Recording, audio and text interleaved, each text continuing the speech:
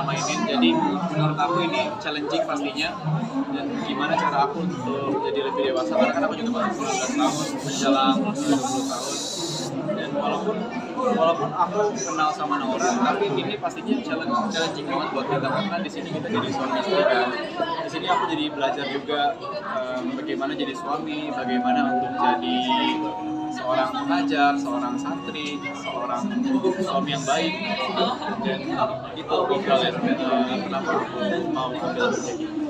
Kalau Nora sendiri seperti apa? Kalau aku karena aku sangat tertarik dengan ceritanya dan aku merasa ini series yang sangat tepat untuk menemani pada nanti bulan Ramadan, dan aku melihat juga ini ceritanya sangat unik dan berbeda dari series yang lain. Itu udah pasti. Cuman aku merasa dari series ini aku juga banyak belajar untuk kepentingan personal. Ada kesan seperti apa sih di Santri Pilihan Bunda ini buat kalian masing-masing gitu, sampai akhirnya kamu berani dengan peran kamu sebagai istri kayak gitu, terus dari anak kuliah tiba-tiba harus menjadi seorang istri gitu. Aku percaya kenapa walaupun tentang suami istri muda, tentang taruh, tentang perubahan seorang Aliza, aku kenapa percaya untuk ngambil series ini, karena ini kan juga series Muslim yang dipegang sama Pak Angling, dan ini berkata kayak kata Pak Angling tadi, series Muslim yang dirapnya secara Gen Z, dan aku berharap ini bisa relate dengan banyak orang. Jadi aku percayakan itu pada screenplay, video, Pak Angling, dan juga aku percayakan kepada co-partner aku. Nora, tapi sempet di series ini main bareng sama Mama gitu ya. Gimana sih? Ini untuk pertama kali kah atau seperti apa di series? Aku udah pernah sebelumnya sama Mama, tapi itu sebagai Nora dan Mama gitu. Dan untuk pertama kalinya di series ini kan Mama itu sebagai Mama kan Kinan. Itu aku ada adegan berdua sama Mama. Pertama kali syuting itu agak sedikit awkward karena aku kalau kata Pak Angling bondingannya terlalu kuat sama Mama, jadi harus dikurangin apa segala macam. Itu pertama kalinya aku kayak aku harus kurangin nih bondingan aku sama Mama. Itu cukup menantang.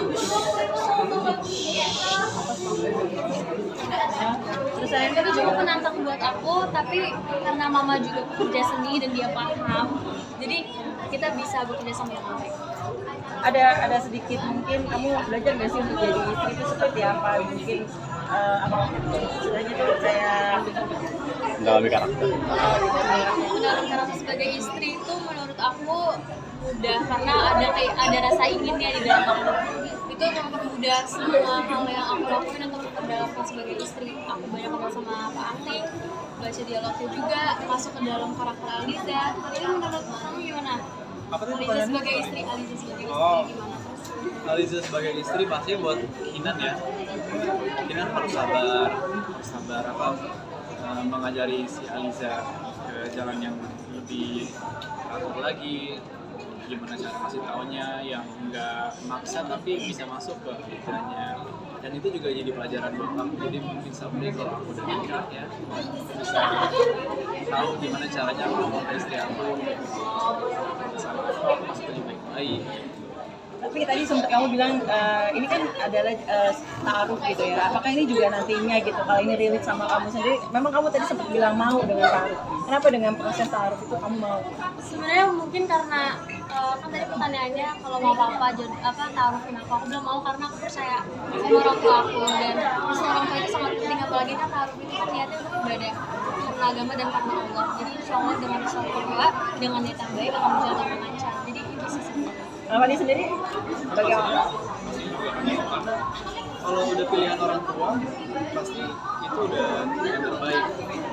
Cuman kalau misalkan dari diri sendiri ada berpikiran kayak mungkin pilihanku yang lain lebih baik, nah itu harus dipertimbangin lagi.